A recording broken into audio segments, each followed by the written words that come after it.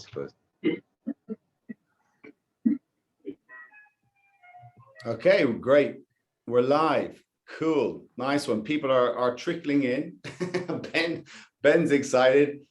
We're live. I only drank a bottle. We're live on Zoom, and we are on Facebook and also on Instagram. Welcome everybody, and we're going to let a few people trickle in, but I just want to say a big hello to Ben with the Grand Bouteille. Bienvenue. How are you? I'm very well.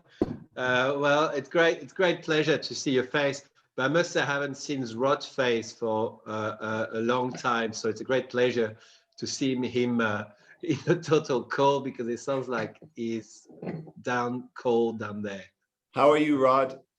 I'm well, mate. Good to connect with you guys, especially missing those summer tours and catching up. Didn't realise how much I'd missed that connection. But no, we're doing well down here. It's cold. It's 6 degrees in this cellar, but we don't want to be in my kitchen office at the moment. School holidays, and we've got 4 boys staying with us, so chaos in the house. Yeah. So I didn't mind retreating to the cellar to speak to you guys for a while. So bloody good to connect with everyone again. Yes. Yeah, no, we were just talking about it today. We were in the office tasting, and that feeling of being on tour. And I said to Toby, who I taste with, I was like, and Simon, I said, I might regret these last words, but gosh, I miss being on tour and just, talking rubbish with people. But then, I don't know, the ideas that come out of it. But indeed, as people trickle in, that is in some sense why we are gathered here this evening, is because you guys, and as I said earlier, just as we were catching up, the bromance that you have along the way. Let me share it from how I viewed it, from a sort of a voyeuristic sense of your romance pickling away, is that you are always, let's say, always the first on the bus, which is a credit, because Connie, who makes Kimbao, Virgil, often they usually don't have their phones on, and they're usually last on the bus, and we have to ring. Stefan Lismond, who makes our gin, fantastic gin. Stefan is a beast, and he should not be identified as anything other than, within the winemaking community. He's very welcome, but he certainly he comes on the bus, sits up the front and falls asleep, and that's fine. And then he wakes up on the other side. But you guys, before we get on the bus that's leaving, say, Birmingham or Sheffield or Leeds, you are to be found in a coffee house or sitting outside a coffee house. I remember vividly, so Bournemouth, I think we were, you and Mike were sitting outside. And I think the last tour we were on, Rod, did you come up for a winter tour, November? Yeah. Yeah, so that was November 2019.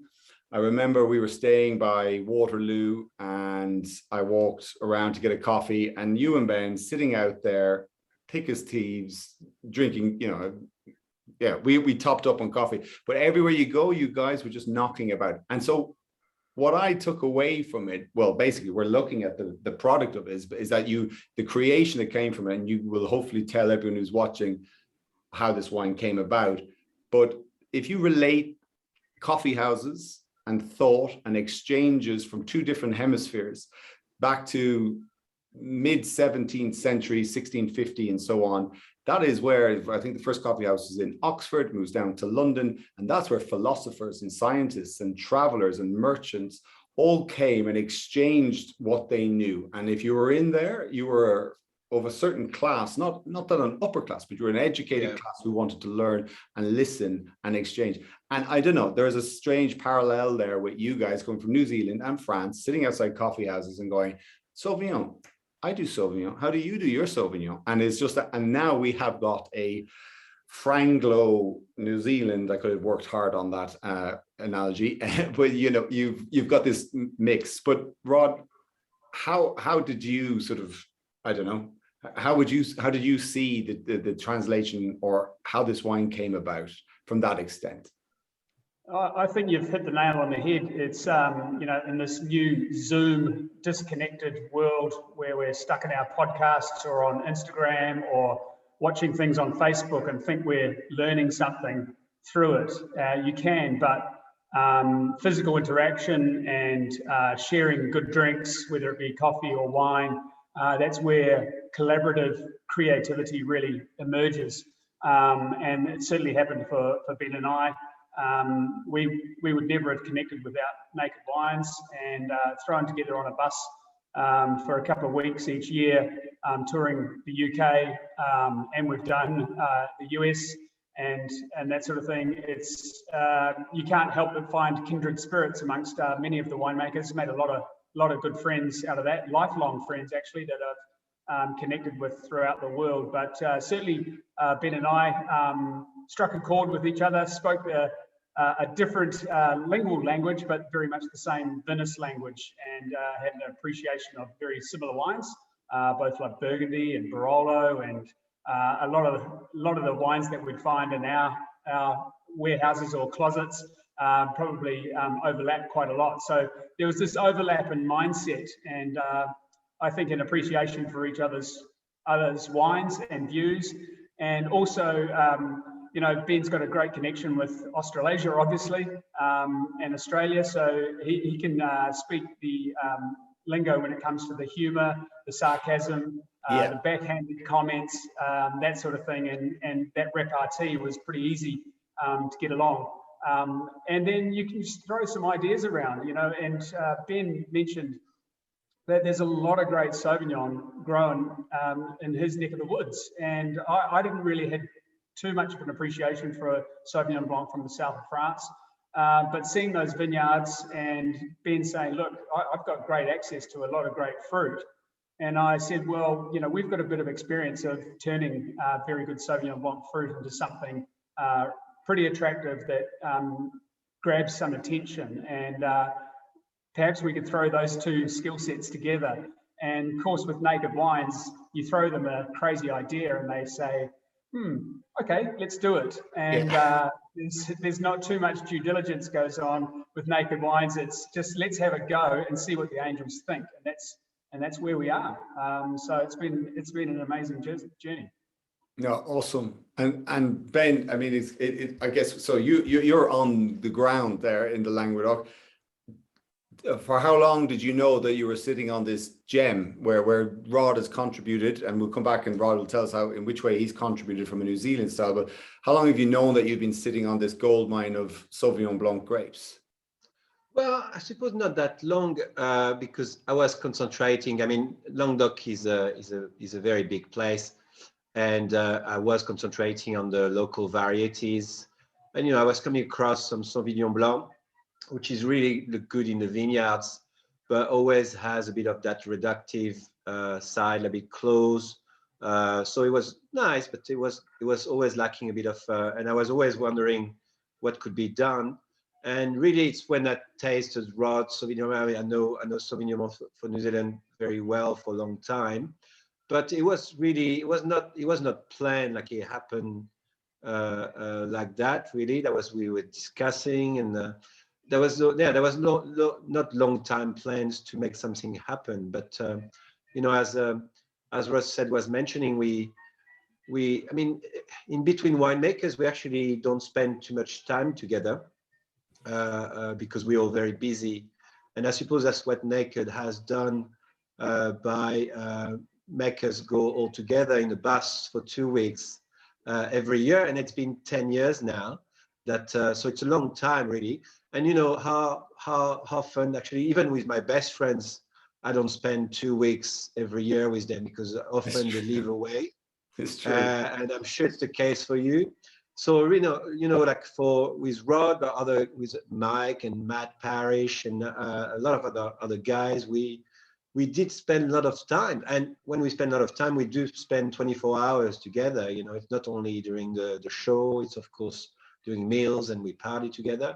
So all that really has created a very strong relationship, like it's a very strong connection.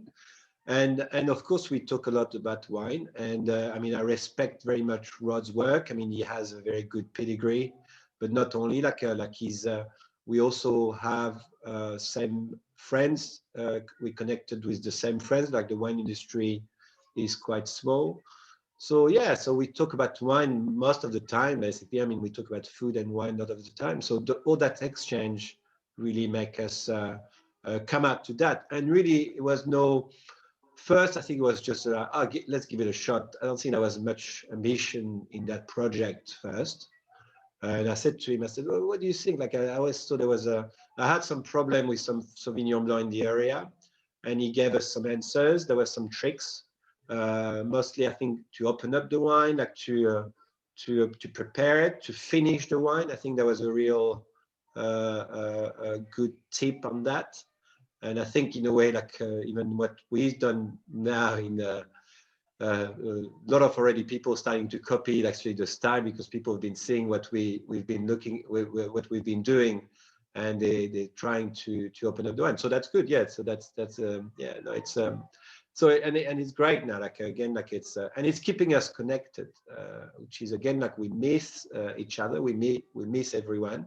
Rod and his family were supposed to come for harvest last vintage in 2020 with all his kids and his wife, and of course it didn't happen, which is frustrated for everyone. We'd love to go there too. So yeah, that's so the wine is the connection. No, lovely. And actually, let's have a taste of the wine. So just for those who maybe and please let us know, everyone, what you're drinking. Just stick it in the chat room there, which I see is going crazy already, and we will come to the Q&A, the question and answers piece in the last 15 minutes. We'll make sure we leave enough time for that. So let's just have a quick taste of the wine, and yeah, I guess, Ben, how about we open the big bottle of it. Oh, yeah. Yeah.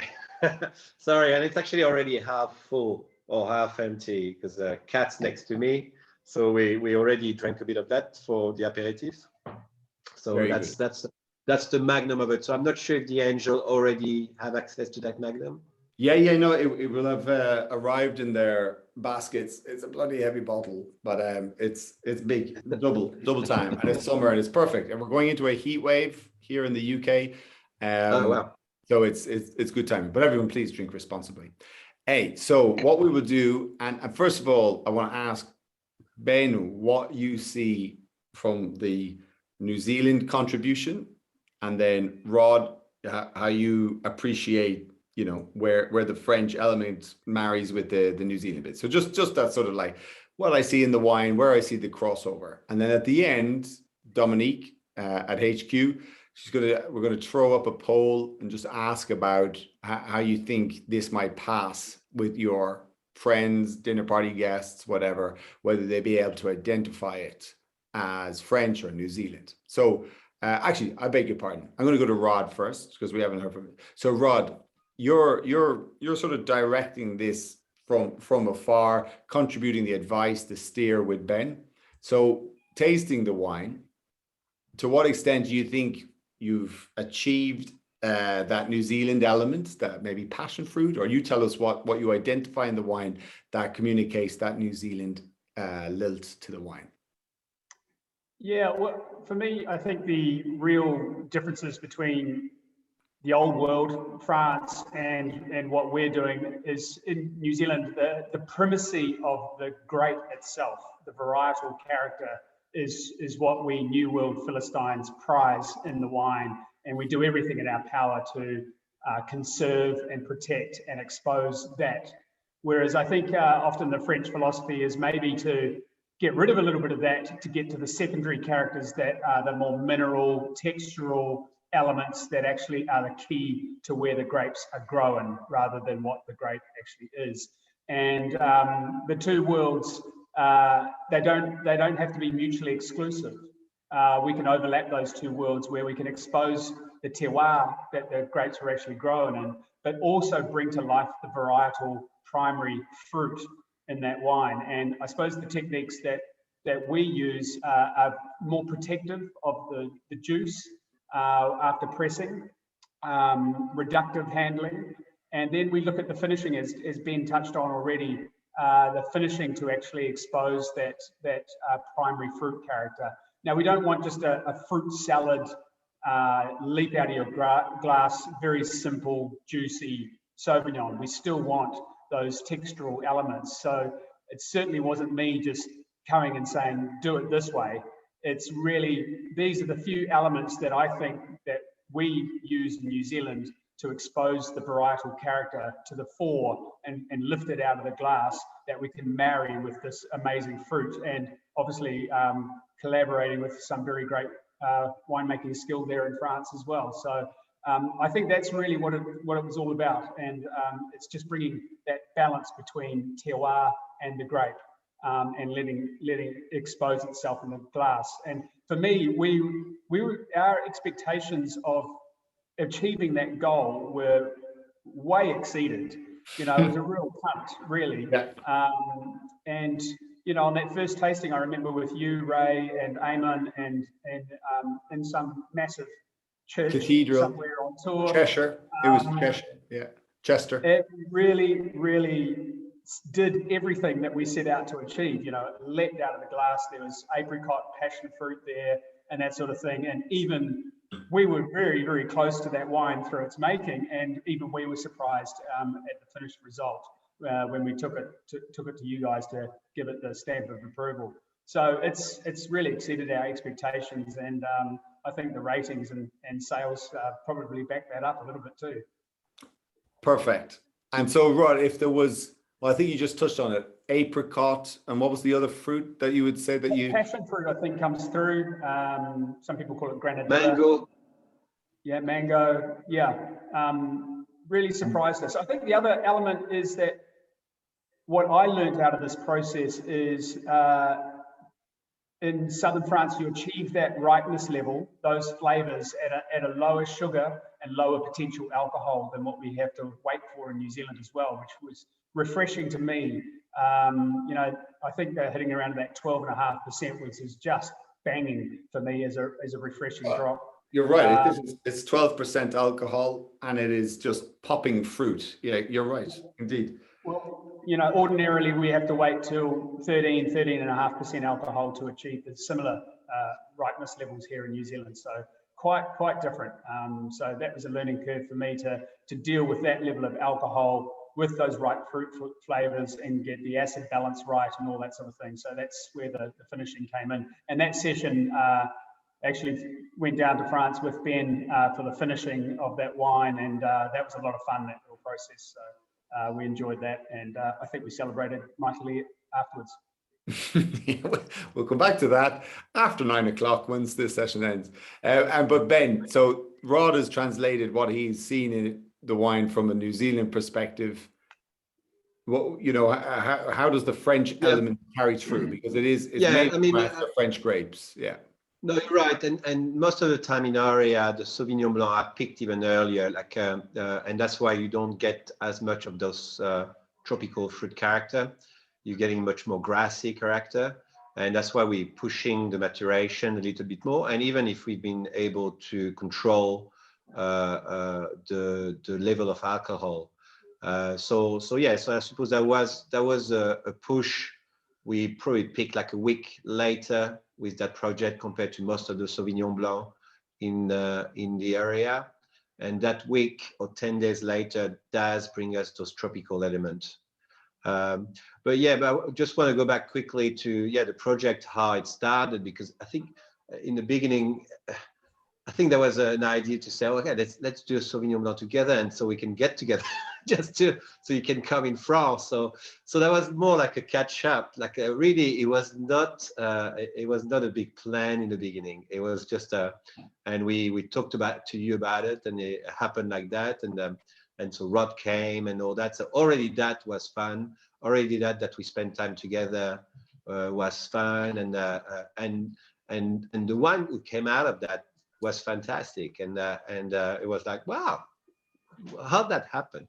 And so that's worked well. And I think there was that low expectation also allowed us to be very free and to be like no pressure, and that was genuinely made, and we choose the one the way we monitor it, and we sort of find it the way we wanted it, and we send samples. I send samples to Rod too. So all that took a bit of time and effort to finalize the project. But I think we also trust each other, like, and so it's worked quite well. And so when you say the whole project. So if we just go step through, so just to bring people into a winemaking world, because us three, we talk to each other, we finish each other's sentences in terms of wine. But for everyone watching at home, so the tour, you guys would have had that chat in we tasted in Chester. So basically, once you've agreed to do a wine together, we had that chat probably like the spring tour in 2018. 2018. Okay, so then you start looking at the vineyard, and so how was it picked? Was it picked by machine harvest, by hand? Yeah, it was picked by machine harvest overnight. Like we make sure we pick by a machine to be able to pick at night when it's cold. And we followed, like we already had similar procedure that Rod was requesting to, where we protect the fruit from the mechanical harvester. So we pick when it's cold, and we protect the fruit. Why is it important to pick when it's cold? cold? It's just like in those we still pick for white variety. We still pick early autumn, late summer. So it's still a very hot day. It's not like we're picking around mid-September, and we still have some long hot day. So if you pick by hand first, it's slower, and also you don't want to pick during the day when it's too hot. So because grapes, when they're hot, gets more oxidative. They get bacteria more often. So we want to keep it cool. We wanted to bring it to winery the quickest possible so it can be treated. Very different if we talk about red, some of the red, but with that sort of white, we are even with Chardonnay, it is different. Like Chardonnay doesn't matter if it gets oxidized. Sometimes even we want to oxidize the fruit. With Sauvignon Blanc, like Rod mentioned, we need to protect that fruit from oxygen and from any sort of bacteria, any sort of warm treatment. Cool. So you're holding on to those nice, pure, primary passion fruit mango characteristics with that cool temperature. So then it comes into the winery, and, just to remind everyone in terms of basics of white wine making, Rod, maybe from a New Zealand perspective, assuming you gave the direction maybe in this point or contributed in style, Rod, from here, what do you do? The grapes arrive into a big tank, and what do you do? Well, we clarify the juice. Generally in the south of France, you really clarify it quite quickly, get it off its solids. So that's, just like a bottle of juice in your fridge at home. You get all the pulp that settles out to the bottom, and you've got the clear juice on top. So we rack that off and obtain relatively clear juice. And then the next step is really your yeast selection. And for me, I think this is where a lot of winemakers play around too much. And we actually selected a yeast that's very, very neutral. So it turns sugar into alcohol and does very, very little else to modify that wine. And so you retain the purity of the fruit rather than trying to modify it through some fancy yeast that does something special. So neutral yeast was an important next step. And then, because I'm back in New Zealand and out of the picture, I really needed to rely on Ben's palate to see how it was aging on the yeast lees post-ferment. Really, really critical period for building texture. And often Sauvignon Blanc can miss out on back palate. It's all forward, it's all front, and then it disappears. And not like a great Chardonnay that lingers on the back palate for a long, long time. So that lees contact time is an important step. And Ben's palate would have been vital in determining whether you lifted those lees up and stirred the tank or just left it. And that duration on lees for building texture and back palate length. And then luckily enough, I swindled myself into the winter tour and then could come back down to the south of France and be there for the finishing and those final tweaks on the wine as well. So that's really how it all happened. Awesome. And I think, well, this is actually, Dominique, if you would do the honors, this is where people who have bought this wine now for so long, basically, do you think that you could pass this wine as a Kiwi wine, New Zealand Sauvignon Blanc, or as French? And in a blind tasting, what do you think your friends, where they would place this? If you're doing a little party trick with your friends at dinner, it's proudly French. but it maybe has a New Zealand lilt ilk to it. I think it's sort of one worldly. There was a wine made by I can't remember his name, Mexican guy, and it was a blend of, it was made in the Roussillon, blended with wine from Roussillon, Mexico, and California, and it was served to the Pope, and I think it was called One World or something like that. But basically, it was served as this sort of like, we can do this all wines together, and I love that idea. I love appellations, and I love the boundaries of Chablis that make Chablis. But I also just think, one Europe, bring it together, or non-political, but just basically, there's a place where you can bring qualities together and make a better wine. So we'll soon see. Maybe it'll pop up on the screen for us. Boom! This is a wine made in France, and 45% are saying, yeah, it's definitely French, and I agree with that in the freshness, purity. 55% have said New Zealand. This has New Zealand written all over it. And it is that different. You don't see this character so often, this characteristic where you see, passion fruit, mango, that zestiness that you typically only find in North or South Island Sauvignon Blanc from New Zealand. So I think that is a compliment indeed to the task, and it's pretty close. You know what I mean? I think that was the purple. That was the purpose. Drastically one way or the other, it would not be so much of a collaboration as a collaboration. But no, you've absolutely nailed it together. So bravo. Well, look, just at this point, I'll take a break from the guys, and I just want to show the viewers what I've been tasting today. In fact, the past 2 days, been tasting an awful lot of wine. I'm just going to show you 3 wines that stood out. So I'm up in Norwich, and I'm in my digs where I stay with Sue, and this is her place rather than where I am in Marlow at home. And we've just moved office, maybe not the most interesting thing in the world, but does mean that we've left behind a slide and a bar and a big sort of wide roaming area, but we're moving into a new office, and it has a bar on the roof. So we'll take that, and it's near the train station. And so in there, Toby, who I work with, and Simon, who's on this call, we are benchmarking. That means we're tasting our wines, all of our wines, against wines in the market. So when you go on the website and you see the angel price, say $8.99, and above it, you might see market price at, say, I don't know, $10.99. There's a question mark beside it, and you hover over it, and it explains which wine in the market, be it from another retailer, which wine is this wine paired with. So basically it stands on a similar quality level. So that means you as an angel are paying one price at an angel price because you're an angel.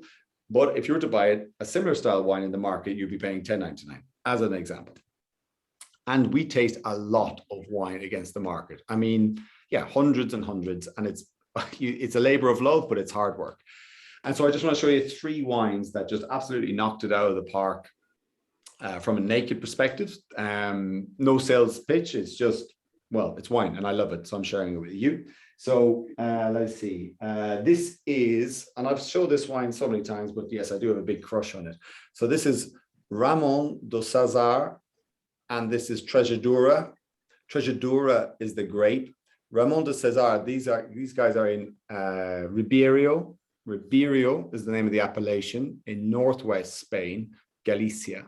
So there you have an Atlantic influence, cool, and Trejadura is the indigenous, the local grape variety. And these, Javier Gonzalez came to us at the beginning of the pandemic. The restaurants were closed, and was looking for support because he sold all his wine to restaurants. And he sent us samples. Anyway, absolutely fell in love with every single one of these wines. And so we are now sustainably, we took everything they had at the time, and now we're taking about the same or more actually this vintage. So we've gone 2 vintages on these wines, and they're just absolutely crackerjack. The purity, we looked around, the 3 of us tasting today, just going, so proud, so happy that we sell this caliber of wine, the generosity, the texture of the wine. So that's that wine, beautiful. The next wine, I'm sorry, I mentioned this, I put a wee post on it. This is Klein, German, Fumé Blanc. It's Sauvignon Blanc, again, for the Sauvignon winemakers we have, but it's Fumé Blanc, which means it's been partially barrel fermented. And It's from Germany. It's in the Fine Wine Club case. So it will be live for everyone else, I think, in about, I'm going to say, let's say next Monday. How's that? And so watch out for that. And it's, oh my God, I love it. It's like tinned pineapple might sound cheap, but tinned pineapple is bloody tasty. And don't tell me it isn't. When you were growing up and that was dessert, a ring of tinned pineapple on your vanilla ice cream, it was very good at the time. And anyway, it's just really fresh, vibrant. It's a beautiful wine. So it's from the Pfalz in Germany. And then lastly, really a phenomenal, how can I do this? Okay, I'll do it like this. I'm going to pour you some of this. This is from Greece. The label is absolutely beautiful. The grape is Moschfilero. Moschfilero is a Greek variety from Arcadia. Arcadia is the bit that sticks out. If you're looking at a map, Athens is here, northern Greece is above, and then to the west would be Arcadia. And Moschfilero it has a pink skin, a bit like Pinot Gris, has a pink hue to it. And if you leave the juice, the white juice, in contact with the skin for enough time, you get this pink color. Let me just see if this comes through. And so it's more like, that had a bit of red wine in it, but it's more like a peachy pink.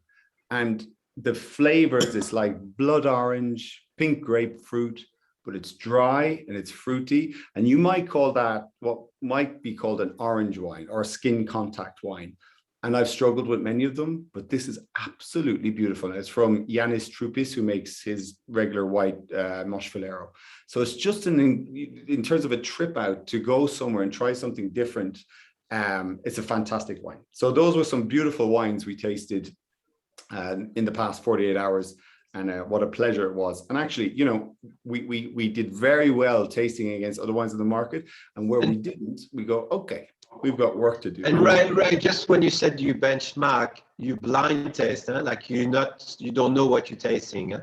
So exactly. So those one came out like you could have picked someone which is you're not selling at naked. Is that correct? That's correct. That's correct. So I don't know what they are. Toby has selected and bought them. Simon, who's supporting on this call this evening, the samples go to him. He bags them up. They're in black bags like that. And then we taste 3 wines. Okay, where are we now? Okay, we're in Northwest Spain. Okay, we're in Northern Italy. We're tasting Pinot Grigio. Boom. And you just go wine 1, 2, 3. And at the end you go, yeah, well, wines 1 and 2 are very similar. Wine 3, it's a bit, and then, you know, it was lacking this and that. And then we just reveal what they are. And sometimes it might be us, and we address that. But I'm happy to say, by and large, we are knocking out of the park. And by the way, we are tasting wines at our market price versus what's out in the market. The customer, the angel, always gets that massively lower price, you know.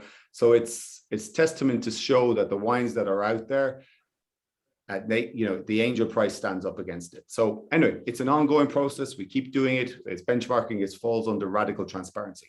But anyway, that was the week. That was 2 days of tasting. What a pleasure. So we go back. We're going to take questions at the end, and thank you for all the comments. And actually, I'm going to catch up on some of the questions. Can I just throw out 2 quick questions, which I hadn't prepped the guys on? And it's a bit of an anomaly. I've never asked any panelists this before. I'm going to start with Rod. But what book are you reading? Are you reading a book at the moment? And do you care to share, whether it's a novel or a piece of literature? I'm reading a book called Apocalypse Never by Michael Schellenberger. It's a different take on what's happening with climate in the world. I tend to read science books. I don't read novels or anything like that. So, but my days tend to be go to bed, read the same paragraph I read last night, and fall asleep pretty quickly. Yeah. So we're pruning at the moment. So yeah, and there's not much cause to stay up late at the moment. So, yeah, no, that's what I'm reading. Do a lot of podcasts. When you spend a lot of time in the vineyard or on the tractor by yourself, listen to a lot of podcasts. You'll know this one, Ray. I'll drink to that. very good one. Wine one goes deep dives into a lot of great producers. That's really good to fossick through as well. So that keeps me company on the track. That's a good tip. And Apocalypse Never is sort of challenging the philosophy of climate change. Is that right? It doesn't deny climate change. It's probably a counter to the alarmism, that the answer is somewhere between complete alarm and catastrophe and complete denial.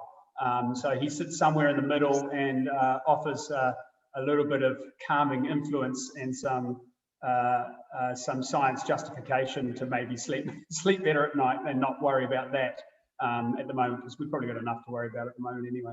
Got you.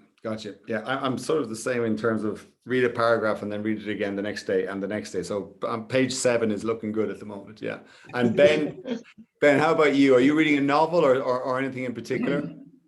Well, I'm reading. I'm on 2 novels at the moment, which is actually it's taking me ages because I'm an early sleeper. I wake up very early, but I fall asleep very quickly. But I'm reading one book called La Terre from Émile Zola, which is an old, early 20th century, later it's called The Earth, which is it's a whole. I mean, I don't know if people in England know Émile Zola, which is quite a famous author in France, who talks about it's an ongoing saga of a family, and this one talks about the earth, about how to cultivate the earth. So it's people living in the country in the 19th century. And Kat just bought me a French version of Rosemary's Baby, which is a different one. Which is quite different, but it's quite lovely actually. It's quite. I saw the film many years ago, and the books is amazing. Lovely. No, beautiful. It's nice. It's just good to hear. I mean, I think that's it.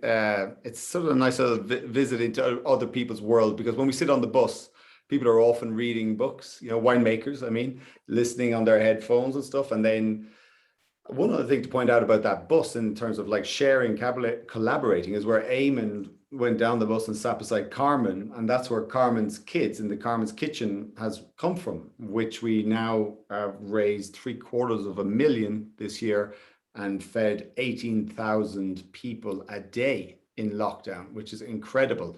So sorry, it's just a throwback to the importance of that melting pot of a bus of ideas on the bus. So now the other thing that's come out from you guys is you have a new wine, and it's about to go live any second now. But Ben, while I have you, even though it's from you're now playing the rod to the Ben, but can you tell us about this new wine that you're about to launch?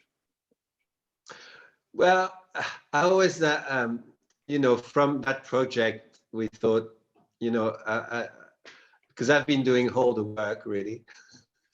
So I thought to Rod, well, you might be doing a bit of work too on your side, because it was me going up in the morning. So I said, man, you've got to do it. And Rod always come to my table to drink of my rosé too, and during the tours.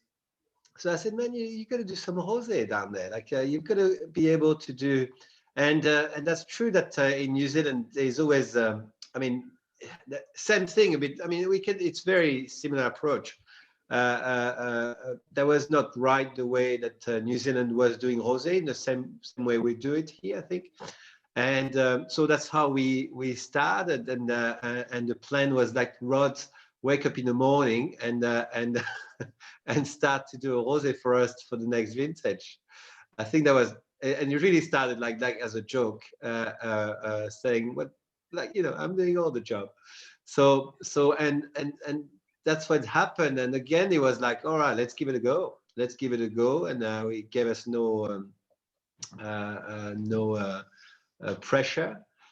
So the idea is to try to sort of meet a bit of the south of France rosé, with in this time a bit more minerality, with less fruit forward. Often you see rosé from the South Hemisphere. There are a bunch of fruit, like quite sweet and and a bit lolly-like rosé, where we wanted to give like again, like to me, is to be able with rosé, you want a bit of fruit, but it's very subtle.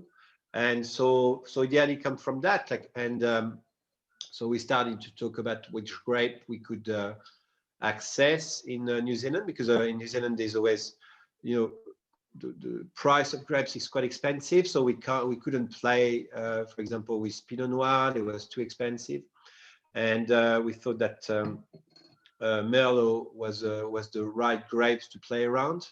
Like there was no Grenache there, like it's too much too cold. So that's how it started, and I gave Rod a few tricks also in the winemaking, like the way which yeast we use, also the way we find the wine, like the color in the rosé is very important. So how do we get the right color? Like often now, even if people around the planet getting better at it, but often a lot of rosé from the other side of the world were a bit too dark, I think. So all that we work with Rod, and so for the 2021 vintage, we created together, and really it was like fun, because I haven't been able to go there and he hasn't been there.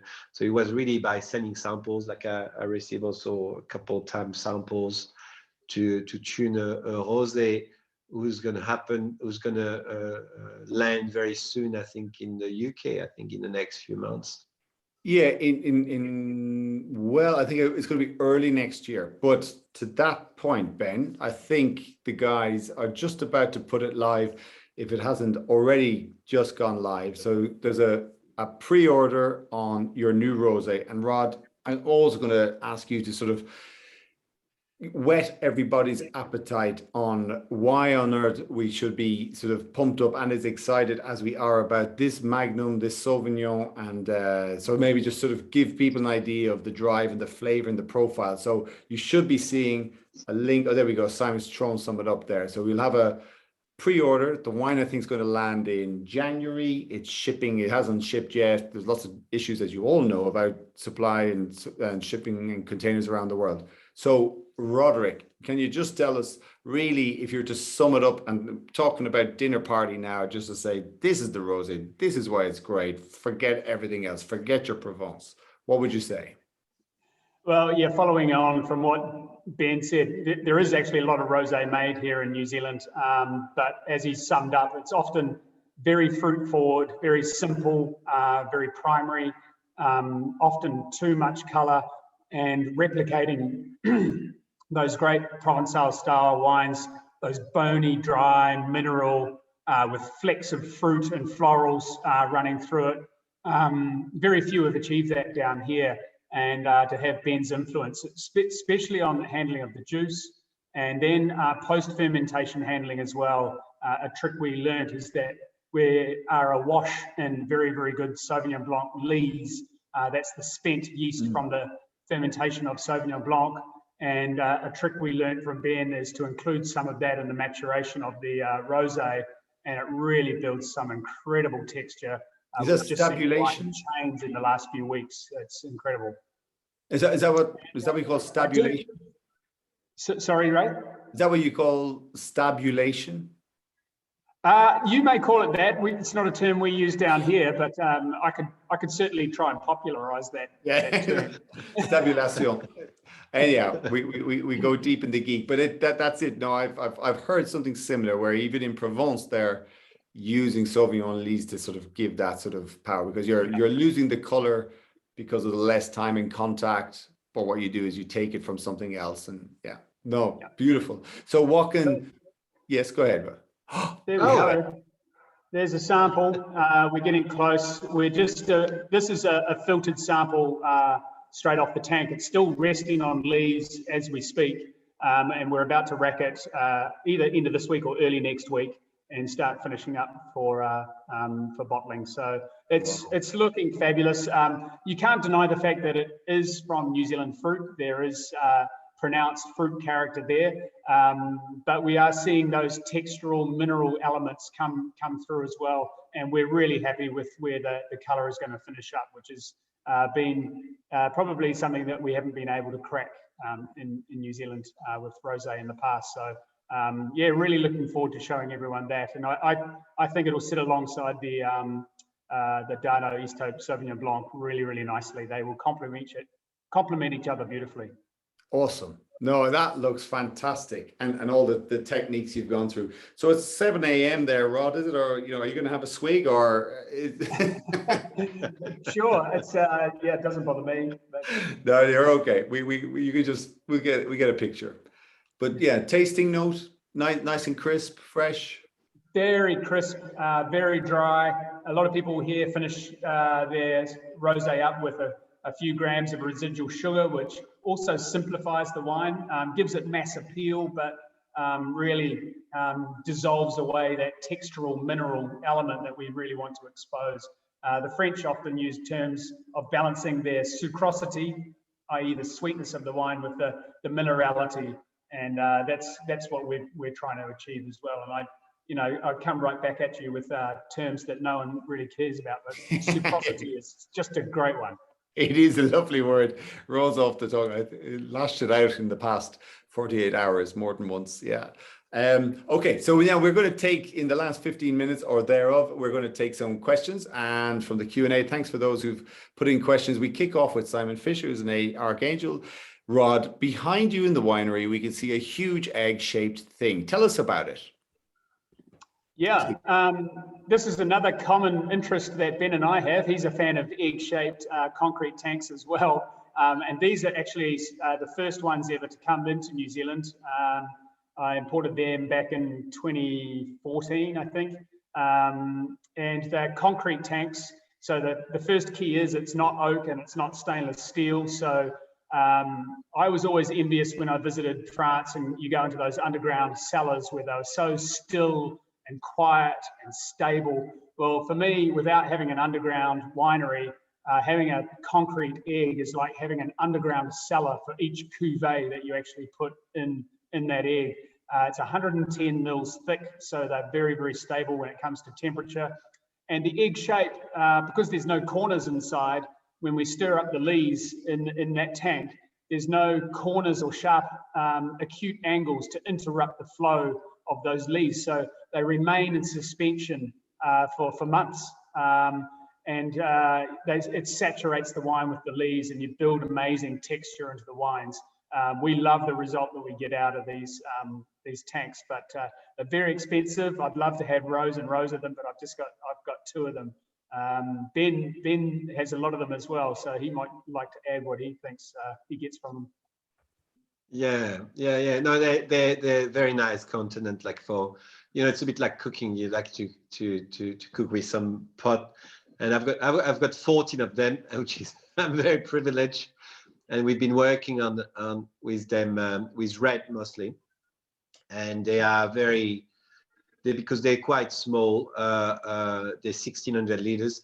And they have that, and we did a lot of comparison with wine who's been into barrel or wine who's been in stainless steel tank, same wine with eggs and compared to barrel, and always the wine in the stainless in the eggs came out more fruity, fuller, juicier, more vibrant. So there's something about it which is quite nice, which is also, you can see it as a physical thing, but there's also an energy thing about it. Like there's that egg shape is really something interesting, which is similar in a way when you think about it. The barrel is also an egg shape who's been cut, where the edge been cut, and so there's something about it that vibration and wave from the outside also enter into that wine. And for some reason, and again, like I didn't thought it would be that obvious, but the wine who's come out of that do taste better. Yeah, good. You're right. It's true. The vortex that keeps going, and many winemakers talk about that. Thanks for that, guys. We have another question here from John Scotto. I really like the elegance of this wine. This is your Sauvignon Blanc. Lovely ripe fruit and none of the green pepper and nettle that I dislike in Marlborough wines. How do you do it? Minimum skin contact and free run. So Benjamin, comment tu l'as fait? Well, hard to say what we didn't get that. That's for sure. We did push a bit more the maturity that we often do in Sauvignon Blanc. So you don't get that greenness to it. So it's ripe, but it's not overripe. Like we want to keep the freshness. By pushing maturity, you left the grapes sit on the vine for a little longer. Is that right? That's correct. Yeah, that's correct. We let them mature more. It's a bit like a fruit, you know, like when you leave a fruit on the tree, an apricot on the tree or an apple on the tree, depending when you pick it, it has a different taste. So we do exactly the same with grapes. There's some grapes who handle all style of wine we want to pick earlier, and some style of wine that we want to pick a bit later. With Sauvignon Blanc, again, like we're not picking very late. Like it's again, it's not like with red where we really can push further. But there's a 10 days or a week later that we do get a little bit more maturity.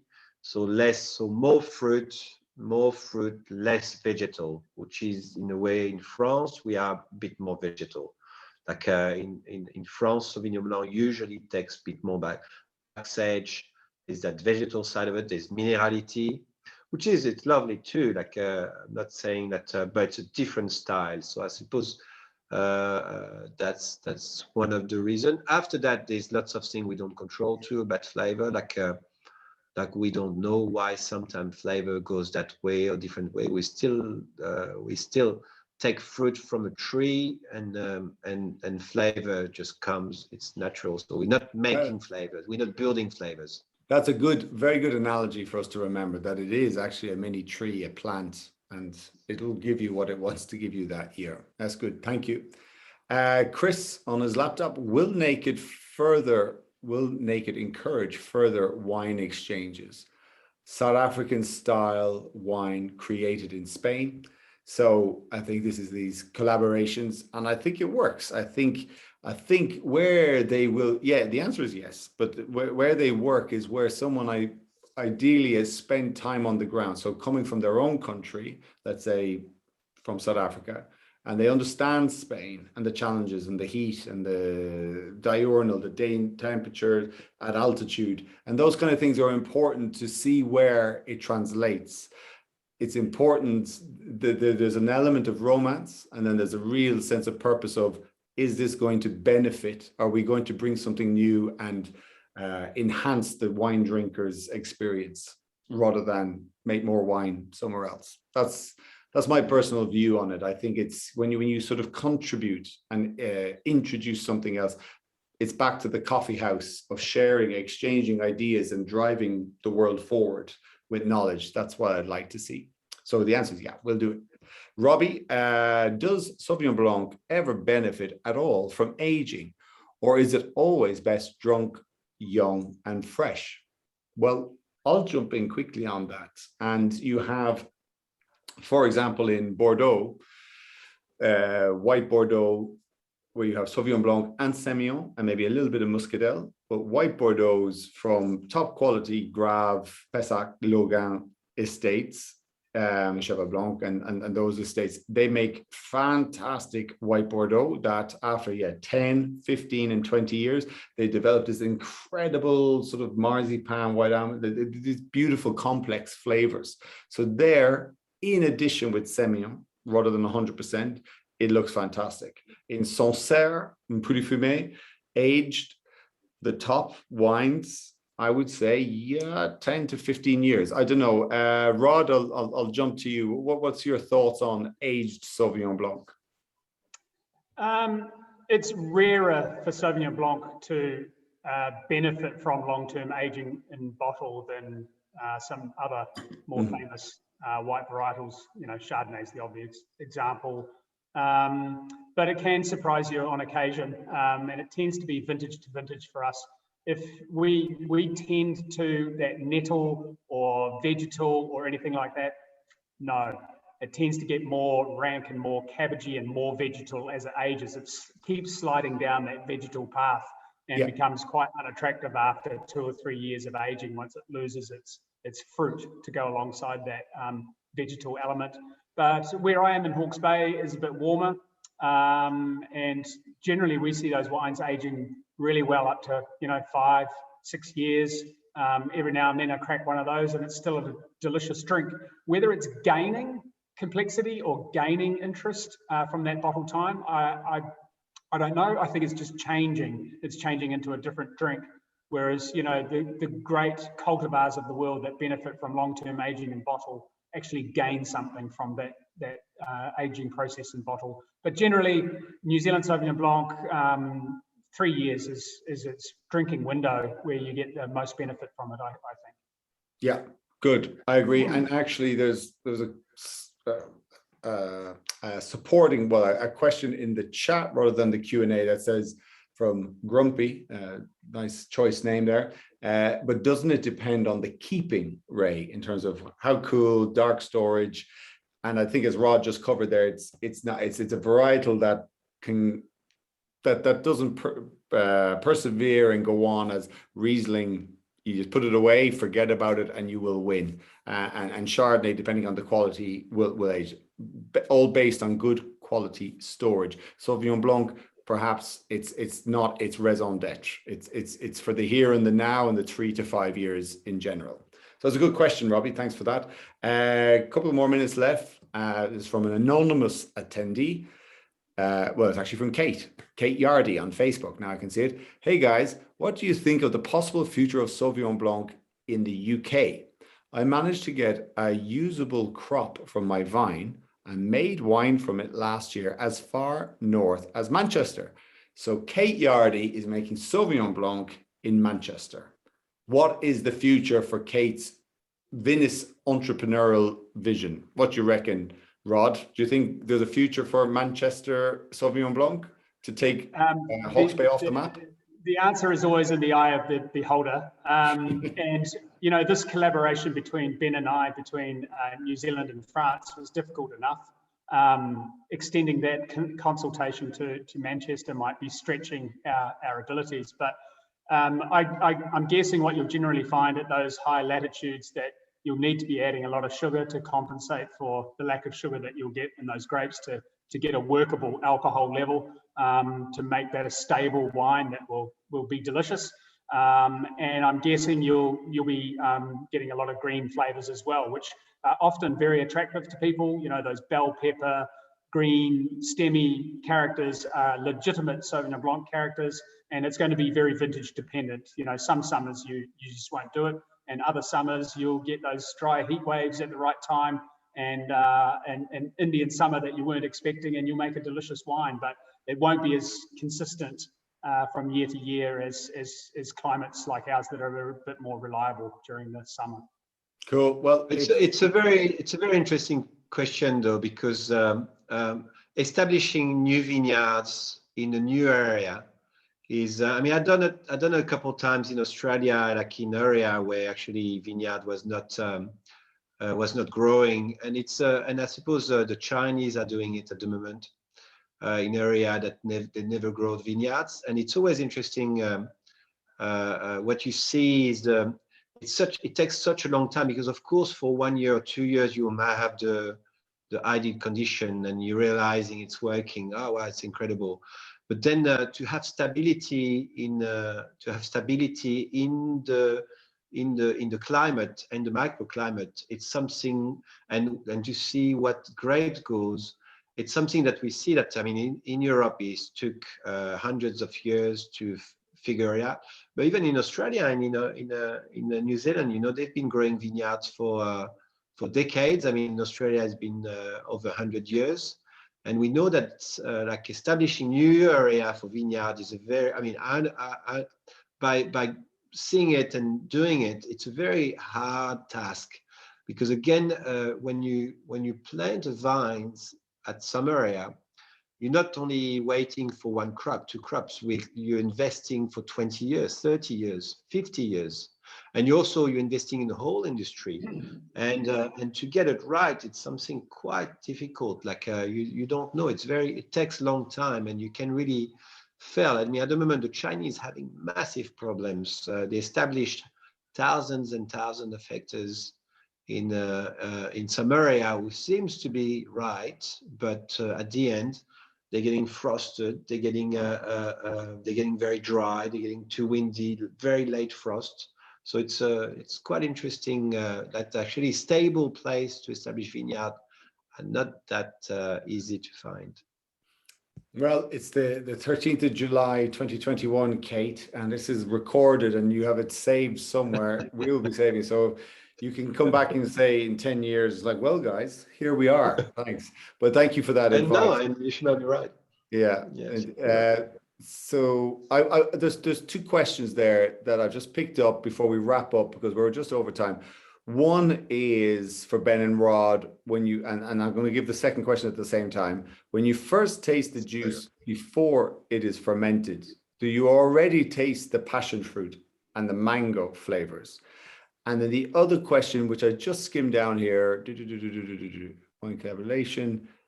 Rod, why do you use milk? This precludes me from drinking your products. I guess it's about what was the importance or the purpose of skim milk for fining or so on, and really how important that is. In fact, I'm not sure you do, but maybe let's see. So in terms of when you first taste the juice, so Rod, why don't you just give us both of those in terms of when you taste the juice first.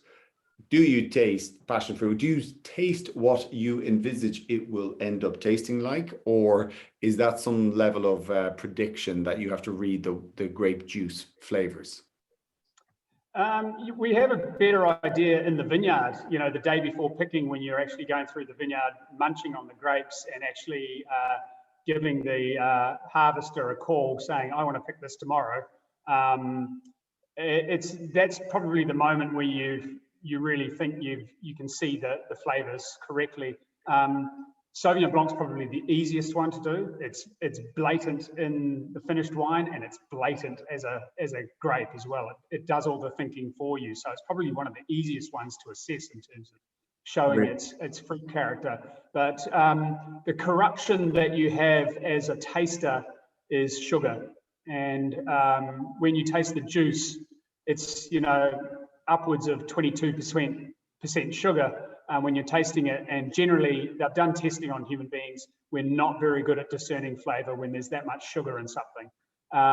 So generally, we then have to wait until fermentation and the end of fermentation and wait for all the yeast to settle out to get that first glimpse again since tasting it in the vineyard to really know whether we've actually nailed it. And that's one of the most exciting times, is to actually get a reasonably clear sample of a recently finished ferment and go, oh, we nailed it, or gee, I wish I'd left this on the vine a little bit longer, type moment. So those are the two things for me. Touching on the milk, we don't actually use milk, we use casein occasionally. We try not to use it to appeal to vegans, but none of it remains in the wine. So we add casein, it binds to tannins and can soften the texture of the wine. It falls out to the bottom of the tank and then we filter off. So none of that casein remains in the wine, but the laws compel us to put that on the label. The alternative to using casein are synthetic versions of those things, like polyvinyl polypyrrolidone. We can use that instead of something natural like casein, and we don't even have to put that on the label. The wine industry gets a free pass when it comes to ingredients labeling, which I think should personally change. I think we should be compelled to put ingredients on our labels, and that would level the playing field between us very, very natural winemakers that don't add a lot of anything, and the industrial winemakers that add a lot of stuff to their wines to make it palatable. So that's where I stand, but we work hard each year to minimize where we can use casein, because we are aware that some people do have an aversion to that. But as I said, none of it remains in the wine. It's a treatment. Yeah, good. Well, it's acting like a net, basically, so imagine like a net. So the casein is like a net, and it's taking it down, whatever needs to be taken down, and the net is not taking in the wine. So I think it's a good analogy to see there's nothing in the wine which is like casein left. Very good from both of you, and very candid, very open and transparent, which is what Naked's about. Well, I'll thank both of you. Thank everyone for tuning in. It's wonderful that you've given your time to listen to the dudes. The wine's tasting amazing, and so please rate it and let the guys know what you think. And Ben, thanks for your time. Your place looks gorgeous. I wish I was sitting in front of your speakers listening to Keith Jarrett's the Cologne concert again, staying up way too late. Rod, we are really appreciative of you getting up in the cold. I mean, that is really a mission, one for the team. I really appreciate you getting up. Also fascinating to see the winery. It's gorgeous. And back to bed or a double espresso, whatever you're doing this morning. But thank you everyone for tuning in. Enjoy the wine. There is another rosé. There is another collaboration coming from the guys. So that should land, yeah, like I said, January time. But in the meantime, Ben and Kat, enjoy the 14th of July tomorrow, Bastille Day. Everyone else, enjoy the wave that's about to come. And good luck with the pruning, Rod and Emma and the family. And see you later, guys. It's been wonderful. Thank you very much. Lovely. Thank you, Ray. Wonderful. Good to see you guys. See you guys.